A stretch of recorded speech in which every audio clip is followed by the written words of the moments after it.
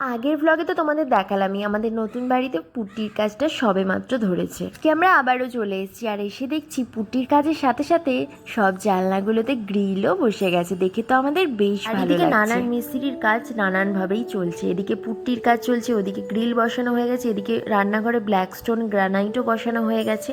তো চারিদিকেই পুরো কদমে কাজ চলছে, আর সেই দেখে আমাদের এক্সাইটমেন্ট কিন্তু আরও বেড়ে চলেছে যে কবে আমাদের এই হ্যান্ডওভারের দিনটা আসবে। যখন প্রথম দিন তোমাদের সাথে শেয়ার করেছিলাম তখন ছিল ইটের গাঁথনি, আর এখন প্লাস্টার কমপ্লিট হয়ে পুট্টির কাজও কমপ্লিট চলছে। জানো তো, ঘরের চারদিকটা যখনই দেখছি অনুভূতিটা না ঠিক বলে বোঝাতে পারবো না, সম্পূর্ণ আলাদা। হয়তো বা যখন নিজের বাড়ি হয় কারোর, তখন হয়তো এই ফিলিংসটা সবারই হয়, আজ আমাদেরও হচ্ছে।